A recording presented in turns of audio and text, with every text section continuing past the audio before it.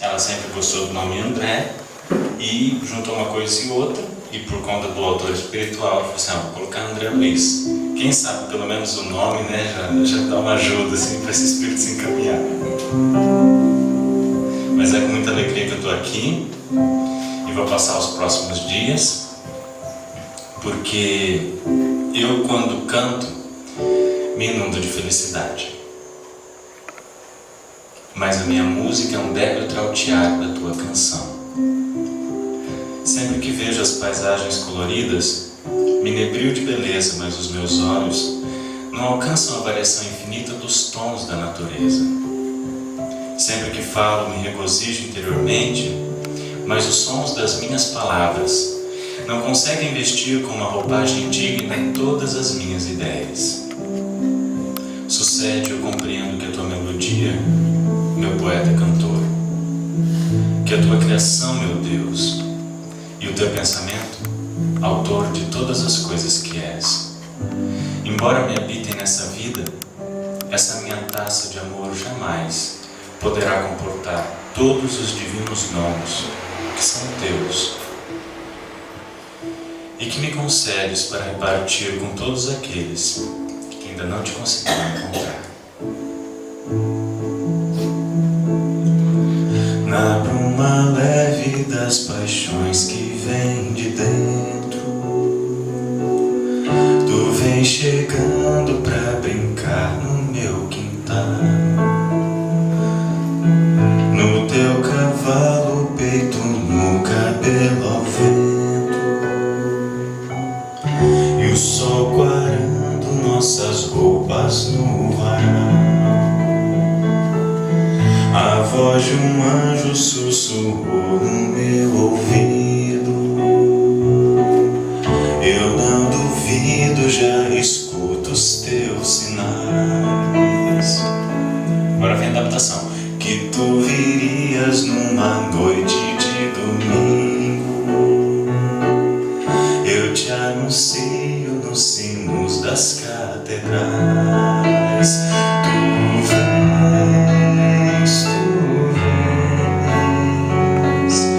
eu já escuto os teus sinais. Tu vens, eu já escuto os teus sinais. Todas as palestras que eu faço, você tem que cantar comigo. Isso faz parte do roteiro. Se vocês não cantam, vocês estragam a palestra. Tem que cantar junto. E assim, canta sem medo de ser feliz. Você não desafina. Aqui não é o The Voice e ninguém vai ficar te avaliando pela sua qualidade vocal. Como eu digo sempre, como está lá no Livro dos Espíritos, eles dizem, para nós espíritos a intenção é tudo. Então a gente vai usar a música como uma ponte para a gente acessar algo muito profundo no coração. E muitas vezes a gente fica preocupado com o que o outro vai pensar e deixa de fazer algo que é bom e que é saudável com medo do pensamento do outro. E eu vou dizer para você, não é você que desafina, é a pessoa que está sentada do seu lado que não sabe apreciar a sua voz maravilhosa, encantadora. Ou por outra, não é a pessoa que desafina, é você que não aprendeu a apreciar a beleza da voz que a pessoa tem.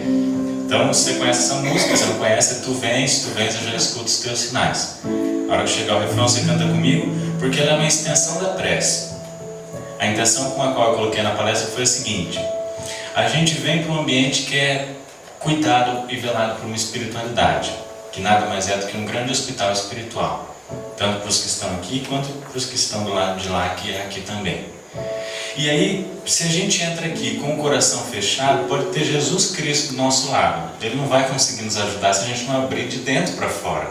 Então, ao dizer tu vens, você está abrindo as portas do coração, dizendo eu preciso da ajuda de alguém. Tu vens, eu já escuto os teus sinais. E aí você faz como se fosse a extensão da prece que já foi feita. Então, ao chegar ao refrão da canção, você usa a sua intenção e canta junto comigo. Porque às vezes a gente fica cercado pela nossa vida cotidiana, cheia de compromissos e que nos fazem ficar cada vez mais atrelados às coisas do mundo, que a gente não se dá conta nos grandes, pequenos milagres que acontecem sucessivamente a todo momento do nosso dia. Porque a gente está muito preso no olhar nas coisas momentâneas, passageiras, e a gente não tem um olhar profundo sobre a vida. O Emmanuel tem uma mensagenzinha que diz assim, é uma poesia essa mensagem dele. O homem rasga a terra, lança nela a semente, cuida para que a semente germine, colhe o trigo, moe o trigo, da farinha faz a massa e da massa o pão, levando ao fogo. Mas quando ele se senta para saborear o pão, nem sempre se dá conta de que o milagre da terra, da água, da semente, do trigo, da farinha, da massa, do fogo e o milagre do pão são maiores do que qualquer homem sequer poderia imaginar. A voz de um anjo sussurrou no meu ouvido. Eu não duvido, já escuto os teus sinais. Que tu virias numa noite de domingo. Eu te anuncio nos sinos das catedrais. Tu vens, eu já escuto os teus sinais. Vai. Tu vens, eu já escuto os teus sinais. Na bruma leve das paixões que vem de dentro, tu vem chegando pra brincar no meu quintal. No teu cavalo preto, no cabelo ao vento, e o sol quarando nossas roupas no varal. A voz de um anjo sussurrou no meu ouvido. É no meu ouvido. Eu não duvido, já escuto os teus sinais. Que tu virias numa noite de domingo. Eu te anuncio nos sinos das catedrais. Solta a voz. Tu vens, eu já escuto os teus sinais. Tu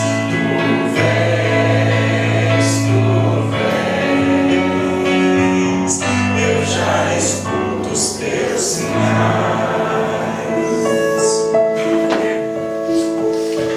Essa nossa visão fechada da vida faz com que a gente não perceba as coisas mais profundas que a vida, a todo momento, tenta fazer com que a gente aprenda. No dia 8 de agosto, eu estava indo para Barra do Garças, no Mato Grosso, fazer algumas palestras, e meu tio me acompanhou, que eu ia fazer uma faculdade, na casa espírita que tinha na cidade, e depois uma outra apresentação no teatro que tinha lá na cidade. E no caminho, meu tio foi comigo. Meu tio mexe com fazenda, ele compra fazenda, vende, ele tem uma chácara, tá? Então ele entende da terra, do gado, dessas coisas. Durante a viagem aconteceu um negócio muito interessante. Passou por uma determinada região e ele falou assim, ó, tá vendo essa terra aqui? Do nada ele começou a conversar comigo, tá vendo essa terra aqui? Essa terra é arenosa dessa região toda. Para plantar é muito ruim. Dá para perceber só de olhar que a terra não é uma terra fértil, não é boa para plantar. E aí eu escutando, prestando atenção. Mais à frente passou uma outra região, muitos quilômetros à frente, ele falou assim, ó, aqui ó, essa terra é vermelha, é quase roxa, uma terra que para o plantio é perfeita. Para o meu olhar deseducado, a terra arenosa e a terra fértil era a mesma coisa, não tinha diferença nenhuma, porque eu não tinha um olhar educado para observar a terra como ele observava. Para mim era tudo a mesma coisa. E na nossa vida acontece exatamente o mesmo. A gente não tem uma visão profunda sobre a nossa vida. A gente não para observar as situações que Deus coloca no nosso caminho, as pessoas, os problemas. Tudo é motivo para que a gente reclame do que tem. Quando na verdade a gente se esquece de que nessa relação de amor, esse relacionamento Deus e eu, há da parte dele o mais profundo amor, que quando a gente pede alguma coisa, ele pode dizer não, mas é o não mais amoroso que pode existir, é o não que Deus diz, porque na verdade é um agora não, porque ele sabe que talvez nesse momento não seja adequado. Mas o nosso hábito é reclamar das coisas e não viver a vida com profundidade. O Dalai Lama diz assim: os seres humanos são estranhos. Veja se não é verdade isso. Os seres humanos trabalham no que não gostam para comprar o que não precisam. Gastam toda a sua saúde atrás de dinheiro, depois gastam todo o dinheiro para recuperar a saúde.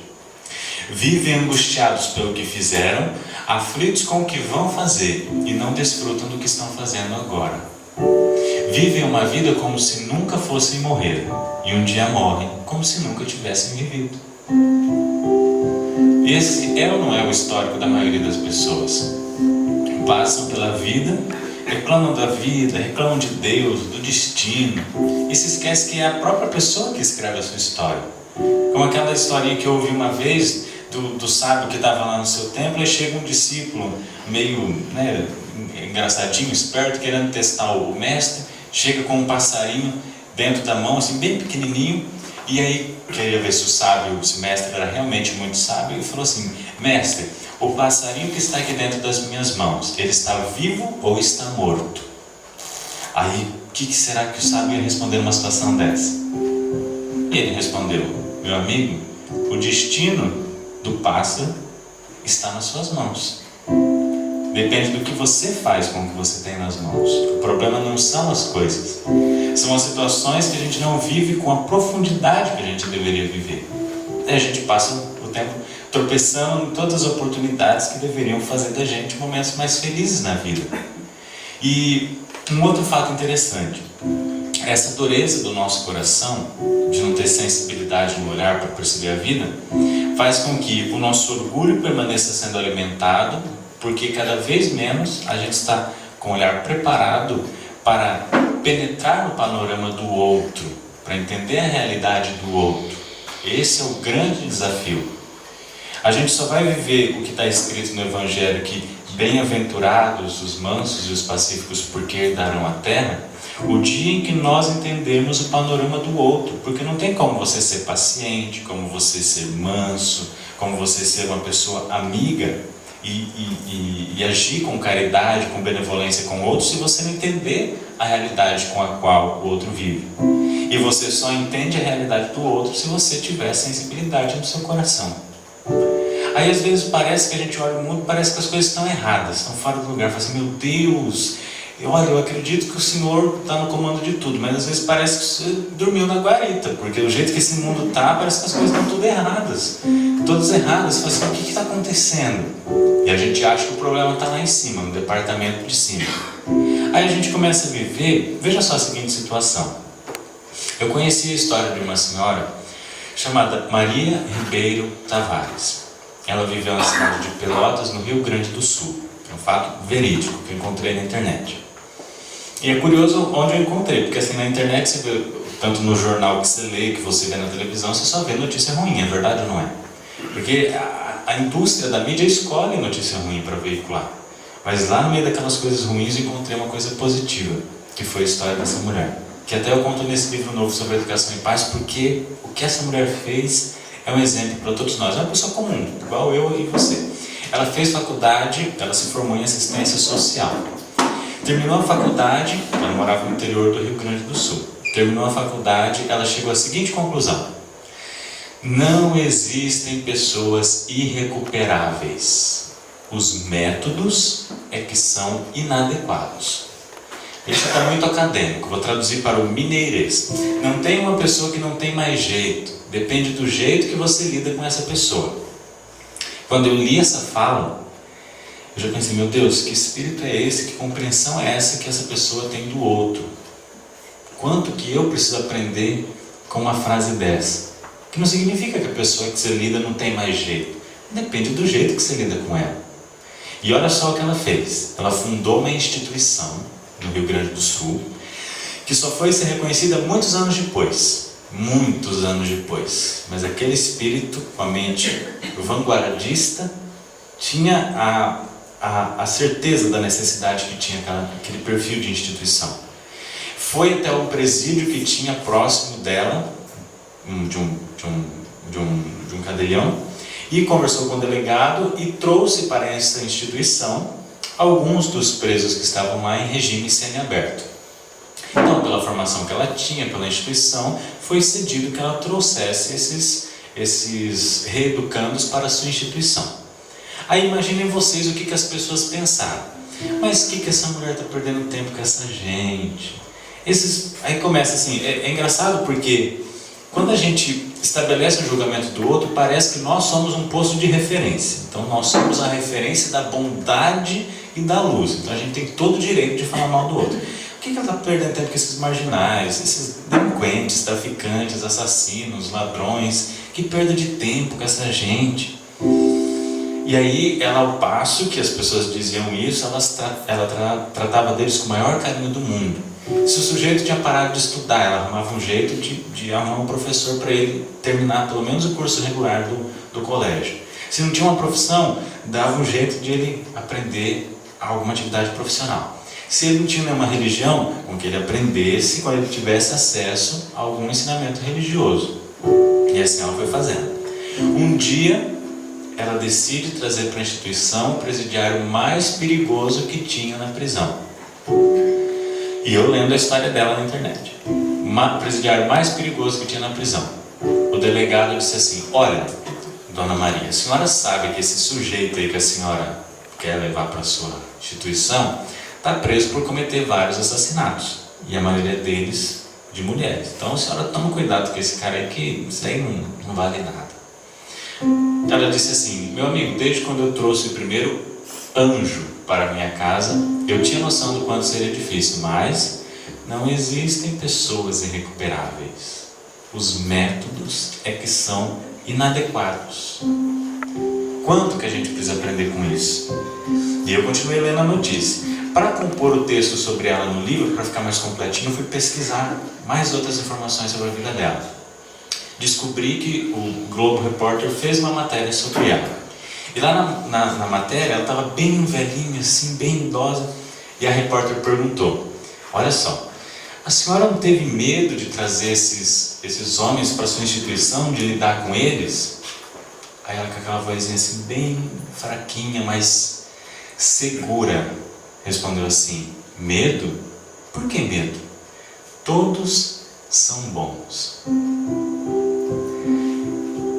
Quando eu li a notícia, dizia assim, estava na internet: assistente social gaúcha completa 102 anos de idade. Aí eu pergunto para você agora, uma senhora que tenha 102 anos de idade, consegue viver sozinha, sem ajuda de ninguém? Sem precisar de alguém que leve ao banheiro, que dê banho, que faça comida para ela? Consegue viver sozinho? Tinha um sujeito empurrando a cadeira de rodas para ela, na foto, que acompanhava a matéria. E quem que era? O presidiário considerado mais perigoso que tinha na prisão. Quanto que nós temos que aprender com o panorama do outro? Muitas vezes, essa maldade se revela no comportamento agressivo, porque na verdade é uma couraça para esconder um coração frágil, que não sabe como se defender do mundo. Eu vivi uma experiência em miniatura dessa história que eu contei, mas que o que eu vi essa mulher fazendo me inspirou a ver as pessoas de outro jeito, e aconteceu o que aconteceu comigo. Foi pensando em tudo isso que eu decidi escrever esse livro sobre educação. E um dia eu fui convidado há um mês mais ou menos, 2 meses, 1 mês e meio mais ou menos, para fazer uma palestra para os membros de um dos braços da Fundação Casa, lá da minha região. Para quem não sabe, Fundação Casa, né? Aqueles jovens que são infratores, fizeram algum tipo de infração e, por serem menores, não podem ir presos. Então ficam em regime de semi-liberdade na instituição chamada Fundação Casa. Daí eu fui com a missão de fazer uma palestra para eles. E eu fui muito feliz, mas muito feliz mesmo. Alguém poderia pensar assim: nossa, mas você vai fazer uma palestra para esse pessoal? O que você vai falar para esses jovens de paz? É tão complicado. Mas é curioso, porque eu entrei lá com a sensação de que eu era como se fosse cada um deles. Porque eu posso não ter roubado, eu posso não ter matado, eu posso não ter feito qualquer coisa ilícita nesse sentido. Mas eu sou uma pessoa imperfeita que às vezes fala mal da vida do outro, às vezes é soberbo, às vezes humilha uma pessoa até sem querer.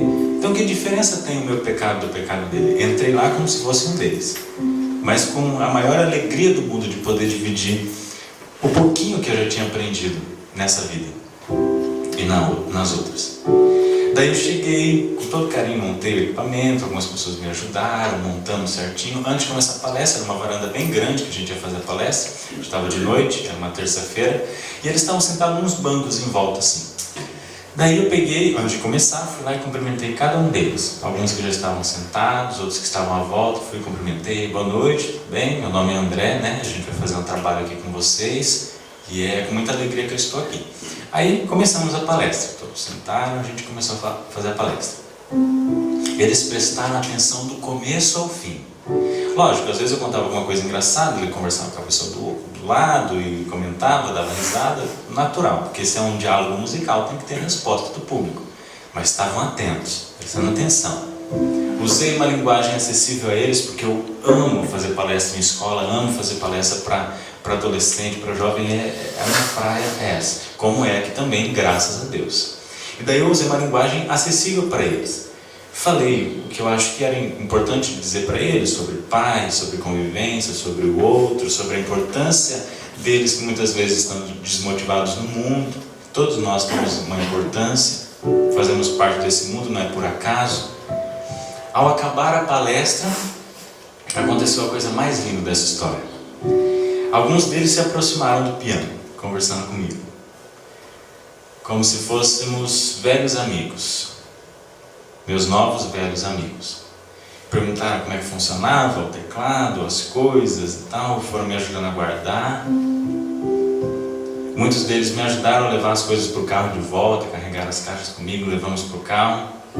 E eu ouvi de 3 pessoas diferentes a mesma pergunta, de 3 jovens diferentes: quando é que você volta? O que eu fiz foi 1 hora de atenção, que muitos deles são como são porque não têm atenção de alguém, e às vezes a gente reclama das coisas que vive. E qual é a contribuição que nós damos para que essas coisas que parecem erradas voltem para o seu prumo e para o seu lugar? Essas situações difíceis que às vezes a gente enfrenta com um amigo, com um familiar, com um companheiro de trabalho, são para nos educarmos. É como você aprende a lição. Você vai passar a de aula, você aprende a conta assim. Daqui a pouco você tem que fazer um exame, você tem que fazer uma prova, para ver se o conhecimento está fixado na sua mente. E sobretudo, nesse caso, no coração. Então, você aprendeu sobre paciência? Vamos ver como é que você age com paciência com o seu irmão. Aí Deus coloca uma bênção no seu caminho que a gente chama de dor, mas eu prefiro bênção que é mais suave. Coloca uma bênção no seu caminho, que às vezes é uma pessoa complicada, às vezes a pessoa complicada somos nós e o outro que tem que nos aturar. E como é que a gente reage diante disso? Reclama, sendo que tudo que Deus coloca é para que a gente se aprimore. A gente precisa refletir um pouco mais sobre isso. Eu gosto muito da história de um palestrante que saiu da cidade dele para ir numa casa espírita de uma cidade vizinha, muito importante, instituição muito reconhecida e tal, e ele ia fazer uma palestra lá. Saiu cedo de casa, ia pegar uma rodovia assim de mão única, né? Então ele tinha que sair num tempo para não chegar atrasado, porque não dava para ficar ultrapassando. Saiu cedo de casa e ele não tinha essa preocupação que eu tenho de chegar 1 hora antes, montar essas caixas, passar esse monte de fio, tirar piano, tirar um monte de coisa do carro. Saiu para chegar 10 minutos antes na casa espírita. Estava lá na rodovia dirigindo, né, tranquilamente, a 100 km, 110 km por hora. Após passar por uma curva, ele se depara com um velhinho dirigindo um Fusquinha a 65 km por hora. Com um barulho extremamente silencioso do escapamento do Fusca, né? Aí ele reduziu a velocidade, pensou, bom, deve ter sido a curva, né? Daqui a pouco ele acelera, vamos esperar. Também não dava para ficar ultrapassando, ele esperou o velhinho. Passaram-se 15 minutos e o velhinho no 65. Aí ele, mas não é possível. Hoje é o meu dia de testar a paciência. Mas o que está fazendo? Veja se isso é a postura de um cristão. O que está fazendo esse velho barbeiro dirigindo a rodovia nessa velocidade e reclamando com as piores palavras que existem para um cristão dizer? Tentar ultrapassar o velhinho, vinha carro, vinha caminhão, vinha outra curva e ele lá esperando, eu vou chegar atrasado no centro, e bravo, xingando o velhinho de barbeiro. A hora que ele conseguiu ultrapassar como um bom espírita que tinha interiorizado o evangelho, ele pega, abaixa o vidro, estava em 65, né? Fala assim: seu velho barbeiro, por que não fica em casa dando serviço para cadeira, sentado? O que está fazendo dirigindo na rodovia? Eu fico imaginando o velhinho que estava escutando o barulho do escapamento, não entendia o que ele falava, mas via as caretas que ele fazia, que deviam ser as mais lindas do mundo, né? Fazendo desse jeito. E aí, o motorista fez o gesto de barbeiro para que pelo menos ele entendesse: o senhor é barbeiro, não sabe dirigir, 65 km. Cortou a frente do velhinho e foi para a instituição espírita fazer palestra. Chegou na casa espírita sereno, tranquilo, em contato com a espiritualidade superior, porque ele estava na sintonia perfeita para fazer a palestra. Chegou, foi bem recebido: seu palestrante, seja bem-vindo na nossa instituição, aguarde sentado aqui que o público já está chegando para a palestra. E ele estava lá quietinho esperando começar a palestra. De repente, eis que ele escuta um barulho familiar. De longe, assim, ó. Se aproximando. Na hora, meu Deus do céu, uma das frases que eu coloquei no livro, nunca se esqueça disso, é a frase que eu coloquei lá: o orgulho nos faz ridículos. Aí ele ficava assim: meu Deus do céu, nossa, tem que ser outra pessoa, não pode ser ele. Como que eu vou fazer a palestra na casa da espírita? E sabe qual que era o tema da palestra? Paciência. Então ele estava assim, ele estava afiado no que ele ia falar naquela noite. De repente, ele escuta alguém chamando assim: seu palestrante, vem aqui para eu apresentar para o senhor o presidente da nossa casa espírita. A hora que ele olha, era o velhinho barbeiro, o presidente do centro. Ele todo sem graça, fingiu que não conhecia. Muito prazer. E o velhinho: muito prazer. Ando devagar, porque já tive pressa. Leva esse sorriso, porque eu já chorei demais. Hoje me sinto mais forte, mais feliz, quem sabe. Só levo a certeza de que muito pouco eu sei. Eu nada sei, eu nada sei. Conhecer as manhas e as manhãs, o sabor das massas e das maçãs. É preciso amor para poder pulsar, é preciso paz para poder sorrir, é preciso a chuva para florir. Olha que lição linda que essa música nos traz. Porque quando Deus precisa deixar um recado para a humanidade, Ele não tem essa mesquinharia que a gente tem: eu vou escolher fulano de tal porque ele é um sujeito reconhecido, ele é uma pessoa que trabalha e tem um movimento de paz no mundo, vou escolher ele. Não, às vezes ele escolhe um sujeito que é teu vizinho, te fala uma coisa que você precisa ouvir, e você às vezes nem dá bola porque fala que é só meu vizinho, uma pessoa simples assim, que vai ter para me ensinar. E com certeza o Almir Sater foi o veículo disso para escrever nessa música. É preciso paz para poder sorrir, é preciso chuva para florir, é preciso amor para poder pulsar. O que isso significa dizer? A natureza não dá saltos. Entenda isso. Se você lança uma semente hoje no chão, ela não vai florescer amanhã. Ela tem o seu tempo exato de florescer. Então a natureza obedece seus ciclos naturais. Por isso que eu gosto sempre da frase que diz assim: a natureza segue seus ciclos, mas a misericórdia é humana. O que isso significa dizer? As pessoas são como se fossem as sementes. Elas não vão ter a maturidade que a gente deseja só porque a gente quer. Elas têm o tempo delas de despertarem para as coisas. E às vezes a gente exige da semente que está começando a brotar que ela esteja dando frutos. E aí a gente não vive em paz e não é manso e pacífico porque a gente espera do outro mais do que ele pode oferecer para nós. E a gente não pode fazer isso. Dalai Lama diz: as pessoas sofrem porque criam expectativas ilusórias. A gente cria uma expectativa sobre o outro, dentro do nosso orgulho, da nossa ambição, do nosso egoísmo. O outro não nasceu para agir como a gente quer, ele nasceu para ser quem ele é. Aí ele não age como a gente quer e a gente se frustra. E aí fica bravo, briga, xinga de barbeiro e tudo mais, como se a vida não fosse girar e você voltar para o mesmo lugar. Então entenda, é preciso chuva para florir. Todos têm o seu tempo exato de florescer. Não exija do outro quem não pode dar, mas desprenda de si o mais profundo amor ao lidar com cada uma das pessoas. Porque a gente não vai conseguir mudar o problema do mundo. Mas sabe uma coisa?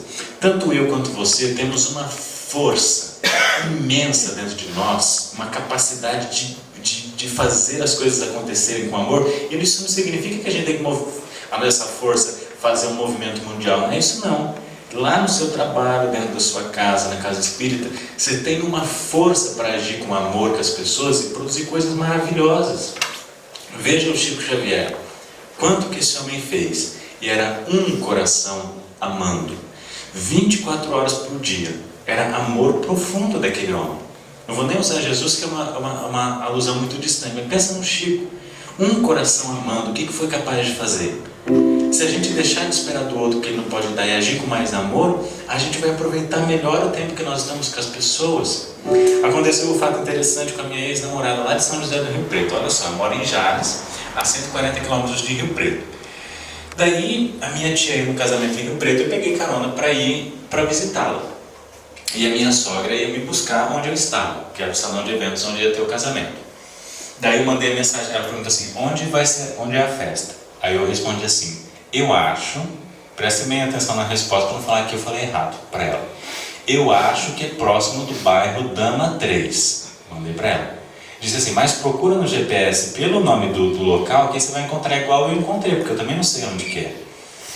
E ela pegou e foi no Dama 3 e estava rodando dentro do bairro, achando que era lá dentro do bairro que eu estava. Falei assim, eu estou no Dama 3, não estou achando esse lugar aqui e tal. E eu há 40 minutos esperando ela lá no lugar, e ela não chegava. Aí teve uma hora que eu queria começar a ficar bravo, eu falei assim, meu Deus, mas eu falei para ela, procura no GPS o nome do lugar, não é nesse bairro, é próximo para você saber a região que é que eu tô. E a hora que eu comecei a querer ficar bravo, eu falei, não, é minha sogra, eu tenho que tratar com amor. Respirei fundo e respondi assim, por mensagem, esqueça o Dama 3. Olha que é um coração que ama. Esqueça o Dama 3, guie-se pelo GPS. Ele te trará até mim, assim como um rio procura o mar. Eu falei para ela assim, você não quer arrumar outro genro mais fofo do que esse, né? Que dá um esporro com o maior carinho do mundo. Como diz uma amiga minha, é um tapa na cara com luva de pelica. Já ouviu essa expressão? Você é bem carinhoso e você pega e fala assim, às vezes a pessoa não vai agir como você deseja. Então você tem que ter cuidado, entender? Talvez ela não entendeu o que eu disse. Não precisa ter uma resposta assim tão dura. Entenda que é a alimentação do outro. Aí você pega e para de exigir do outro o que ele não pode dar. Nesses mesmos dias eu estava lá em Rio Preto, numa outra situação, fazendo palestra em algumas casas espíritas na cidade. E aí, como eu fiquei hospedado na casa da minha tia, ela trabalha o dia todo e ela não vem para almoçar. Daí eu peguei e saí no centro da cidade para almoçar. Estacionei o carro e fui almoçar. Pera aí, tirar foto eu tomando água não. Deve ter um monte de careta, né? Aí eu fui almoçar, estacionei o carro, fui, almocei. A hora que eu fui voltar para pegar o carro, era uma rua bem íngreme que ele estava estacionado assim. Fui saindo com ele e aí o carro não tinha força para subir. Ele ligava, estava com um barulho, não tinha força para subir. Eu falei, meu Deus, deu algum problema.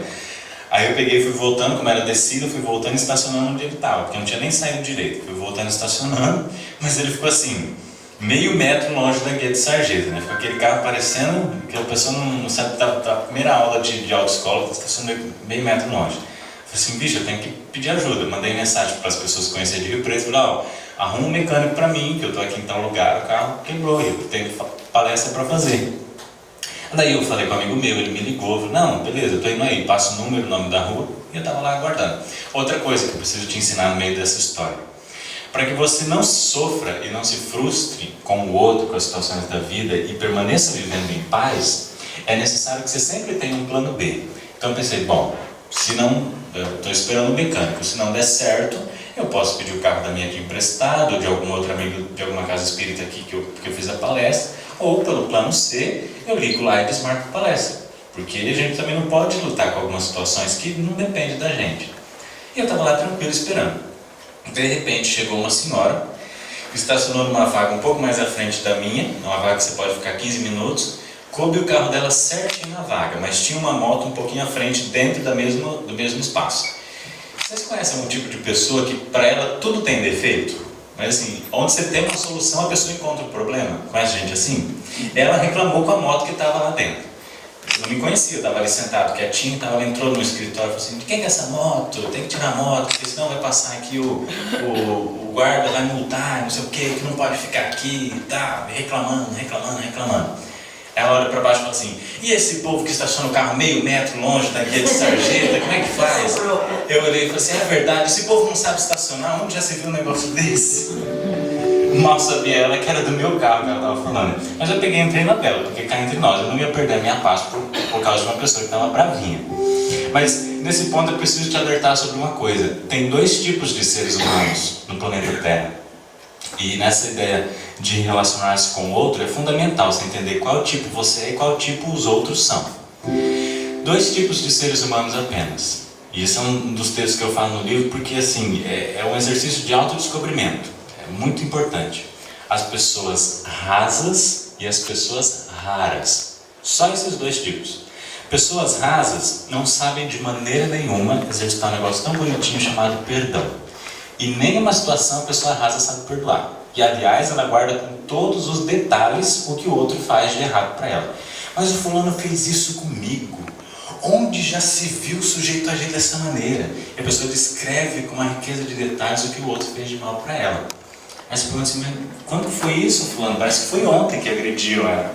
Faz 15 anos e a pessoa guarda todos os detalhes do que o outro fez de mal, como se fosse uma coisa importante na vida. O Shakespeare falava assim: quem guarda ressentimento no coração toma veneno na esperança de que o outro morra, mas está destruindo a si mesmo. As pessoas rasas estacionam na vaga do deficiente físico, adoram apontar os dedos para achar um culpado, mas nunca o culpado é ela. É incrível isso. Tudo tem um erro, menos a pessoa nunca está errada. Então ela adora apontar os dedos. Ela cria dificuldade nas coisas simples. O que é simples de se resolver, ela cria empecilho. Ela vai criando muros entre as pessoas. As pessoas rasas são aquelas que acham que conseguem resolver no braço, que a agressão é o melhor método para se resolver as coisas. Mas, como em Eldorado não existem pessoas rasas, vou falar das pessoas raras, que são aquelas que sabem perdoar. Pode assim de vez em quando, ser raso de não conseguir, mas procura exercitar o perdão sempre. Aquela pessoa que está sempre sorrindo, está sempre alegre, que tem sempre uma palavra positiva. Se ela não está bem, ela fica em silêncio na dela, mas não fica ferindo o outro. Ao invés de apontar os dedos, ela usa esse instrumento aqui e estende a mão para quem precisa. Olha só a diferença da utilização desse membro do corpo. Enquanto uns ficam achando defeito, os outros ajudam. Então o problema do mundo, será que é Deus mesmo que dormiu na guarita? Ou será que ao invés de apontar os dedos, a gente deveria estar estendendo as mãos? Ao invés de fazer muros entre as pessoas, elas fazem pontes, porque elas sabem que nós, em verdade, somos todos irmãos. A nossa cultura é que nos ensina: olha, existem países, existem cores de pessoas, existem raças, existem religiões, existem partidos políticos, existe time de futebol. É porque eles falaram que meu defeito é ser corintiano. Tem alguém corintiano aqui? Que bom, pelo menos não estou sozinho, né? A gente vai ser espancado junto. O grande problema da espécie humana é a gente ter criado coisas que nos distanciam uns dos outros. Não nesse caso que é brincadeira, porque você me ama mesmo assim, né? Isso é importante, porque senão não vai fazer sentido o que eu estou falando. Você me ama. Obrigado. Depois a gente combina certinho as respostas. Porque o problema é que a gente cria muros entre as pessoas por conta de diferenças bobas. Porque o outro pensa diferente, mas o outro tem o direito de pensar diferente. Se a gente aprender a estender mais as mãos, seremos muito mais raros do que rasos. E como a própria palavra diz, existem poucas pessoas que são raras. E por que é que nós temos que continuar alimentando as coisas ruins do mundo? Quando a gente tem tanto conhecimento positivo, a gente tem tanta bagagem de exemplos de pessoas que fizeram bem. Eu vou te dizer uma coisa, que eu aprendi isso minha mãe tem falado uns dias. A vida vai colocando para nós pessoas, às vezes alguém que chega e te fala uma coisinha, às vezes um negócio que você lê, mas que você só percebe esses recados da vida se você estiver atento na sua existência, tiver um olhar profundo de perceber a terra arenosa, a terra fértil. Se você não tiver profundidade no olhar, esse monte de recados que a vida te dá para te ajudar vão passar desapercebidos. Então quando alguém te fala alguma coisa, preste atenção, absorva com carinho, tire do que a pessoa está te dizendo tudo que tem de melhor. Porque às vezes a pessoa está sendo um veículo de Deus para te dar um recado. Quando você quer muito uma coisa, às vezes você deseja muito uma coisa e tal, não consegue, e passa o tempo, a dor melhora a gente vai se melhorando, vai se transformando, passa muito tempo lá na frente, você está mais calminho, está mais humilde, não está tão exigente. Aí você chega para Deus e fala assim, ó Deus, tem um negócio que eu queria há um tempo e tal. Aí você já está mais calmo, né? Eu não sei se tem jeito, será que pode realizar isso que eu quero? Ele diz, agora pode, porque agora a gente já está transformado. Então é essa transformação que precisamos, senão a gente não vai viver em paz. Senão nós não seremos os bem-aventurados que estarão sobre essa terra. A gente precisa transformar o nosso sentimento, o nosso coração. Penso que cumprir a vida seja simplesmente compreender a marcha, ir tocando em frente. Como um velho boiadeiro levando a boiada, vou tocando os dias pela longa estrada eu vou. De estrada eu sou, vai. De estrada eu sou. Só você no refrão, conhecer as manhas. Conhecer as manhas e as manhãs, o sabor das massas e das maçãs.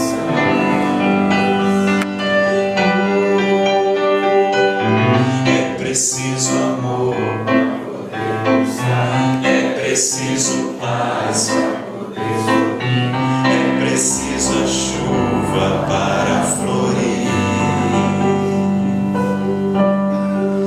Com o tempo passado, que a gente vai aprendendo essas coisas, aquela visão materialista que a gente tinha, que eu disse no começo, isso vai transformando.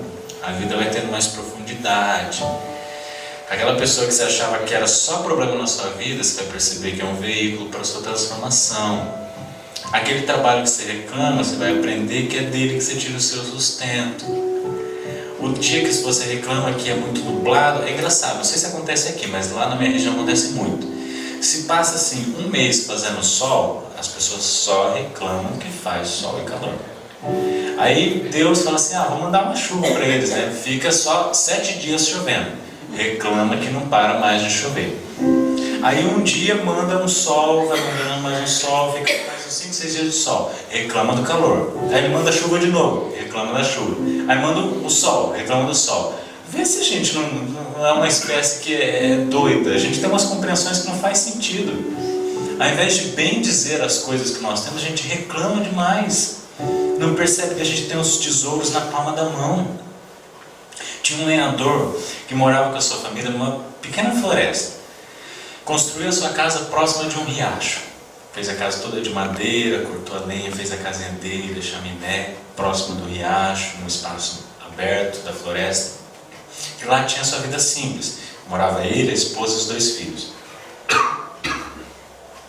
Daí ele cortava lenha, vendia lenha, tinha uma vida humilde, tranquila. Um dia chegou um viajante. Bateu palma na casa desse sujeito, pediu um copo d'água, pediu um prato de sopa, e o lenhador o recebeu, ofereceu para ele um copo de água, sopa, e eles começaram a conversar. Daí o viajante contou que ele era um garimpeiro, né, já que nós estamos na região que havia o garimpo. Ele era um garimpeiro, ele estava em busca de umas terras onde disseram para ele que havia coisas para ele garimpar, pedras preciosas. Ele estava ali de passagem. E disse para o dono da casa, para o lenhador, E olha, se o senhor encontrar uma pedrinha de diamante que seja, o senhor vai ter dinheiro suficiente para viver toda a sua vida sem se preocupar com o recurso financeiro, porque essa pedrinha vai te trazer muito dinheiro. Continuaram conversando, terminou de tomar a sopa, se despediu do lenhador e seguiu viagem. Daquele dia em diante, o lenhador não dormiu mais, pensando: se eu encontro uma pedrinha de diamante, eu não vou precisar mais me preocupar com dinheiro. E ficou com esse pensamento rodando na mente por 3 dias. Chegou no terceiro dia, ele disse para a esposa assim: meu amor, a gente precisa melhorar de vida. Vamos fazer assim, a gente vende a nossa casa, eu já pensei, a gente vende a nossa casa, por ter esse riacho no fundo, né, a gente consegue um precinho até bom nela, né, uma casinha bonita. Com esse dinheiro eu pago a minha viagem e vou em busca dos diamantes. Você fica com os nossos filhos na casa da sua mãe, quando eu encontrar os diamantes eu volto. Daí assim ele fez, foi atrás dos diamantes com o dinheiro da casinha que ele vendeu. Passou 5 anos procurando os diamantes. Depois de 5 anos procurando sem ter visto a família, ele não tinha encontrado. E um dia ele se pega pensando nos filhos, que há 5 anos que ele não os via, nem a esposa. Ele pensa: bom, não tem problema, e a hora que eu encontrar esses diamantes, vou pagar a escola deles, vou dar para eles tudo que eles sempre quiseram, e a gente vai poder viver feliz. Passam-se mais 5 anos, 10 anos ao todo. Ele pensa nos filhos que ele não vê, na família, em tudo que tinha. Não tem problema, eu vou encontrar os diamantes e a gente vai poder viver feliz. Ao todo passaram-se 20 anos que ele procurava os diamantes em várias regiões longínquas de onde ele morava, sem nunca ter visto uma pedrinha de diamante sequer, mesmo sabendo como ela era.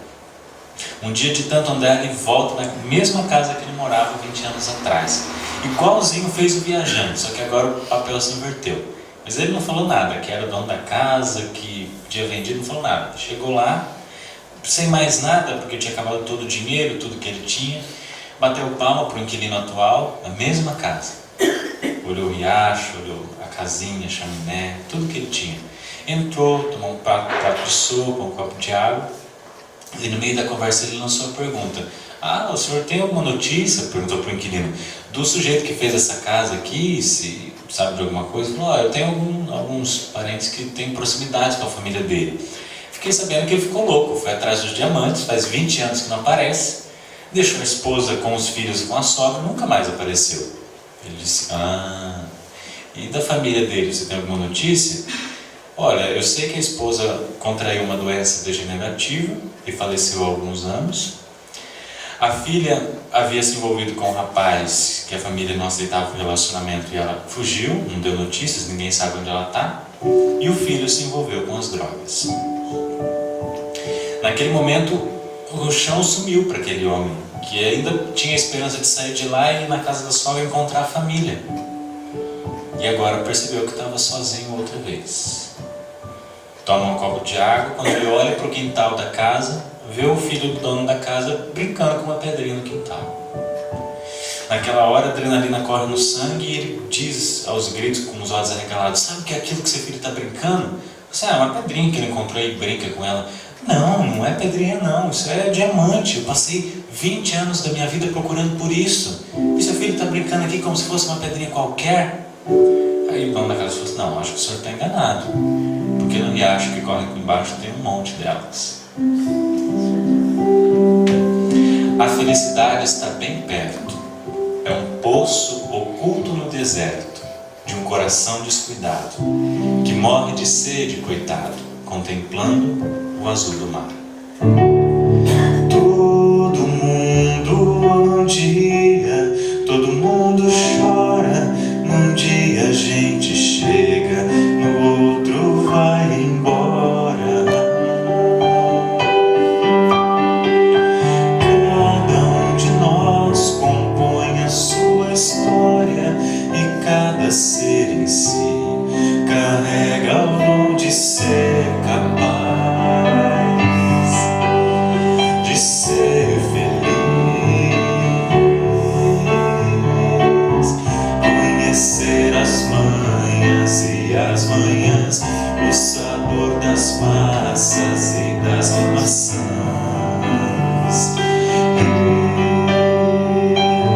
É preciso amor pra